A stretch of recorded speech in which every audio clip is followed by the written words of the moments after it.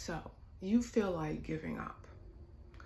I would challenge you and say, more than what you are what you are going towards, what is the alternative?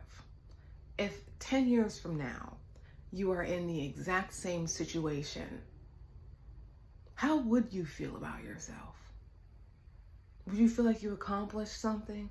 Would you be proud of yourself? Or would you say, man, and look back and think of all the things you could have done? You know, what's stopping you from making the decision to continue to improve? What is that? Have you never gotten this close before, and now the survival self is coming to remind you why you shouldn't do these things, why it's not even worth it, because you couldn't do it anyway? Something bad is going to happen to you if you do. Is that just the self-sabotage talking, trying to get you back in a space of stress?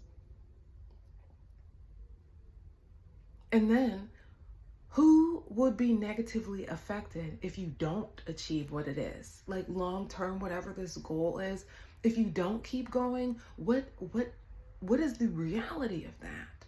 Whose lives will have been negatively impacted by you not continuing to do whatever it is that you're trying to do? How would your family be impacted? How would the future you be impacted? What about all of the people that potentially you would impact? What are they going to do? And that's selfish. Don't be selfish. Be self-full, you know? Just like they say, be childlike but not childish, you know? But seriously. And then it's like, how dare you to want to give up? How dare you? How freaking dare you? You did all this work just to throw in the towel so that way you can say, well, I knew it wouldn't work. So, because you didn't even try. How dare you? You know, you wouldn't let someone else disrespect you like that, but you're fine with doing it to yourself. You can do this. Stop playing like you're not that person. Stop playing like you don't have a track record of success in some area. Even if your track record of success is being a total douchebag, that's still a track record of success. Your success might be that you did something that other people would consider noteworthy. That's amazing. But you do have a track record of success somewhere, even if it's you loafing your life. That's a success.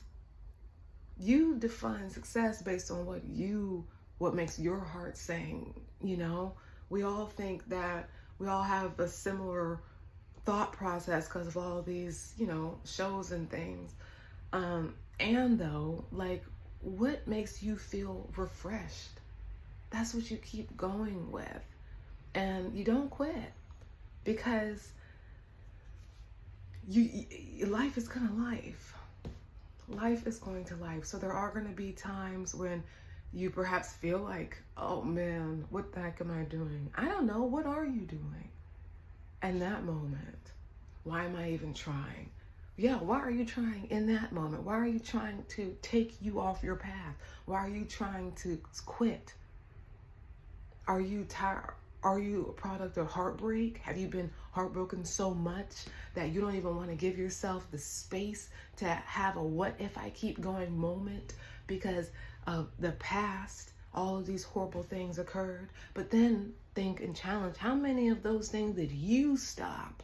When did it stop becoming the people who were responsible for the way you are, and it start becoming your decision to stop? Because there's a line.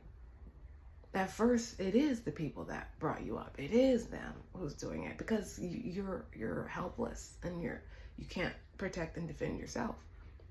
But then, you know, there comes a space when it switches and you become your own tormentor. So as much as you would say, well, how much of that was something else? How much of that was you doing it to yourself because you quit? And then there are things where it's like, you know, I don't want to do this anymore. And I understand that. There's a difference between I don't want to do this anymore and just giving up on something that you do want to do just because you don't feel like you deserve it. Or something within you doesn't feel like that. but you can overcome that.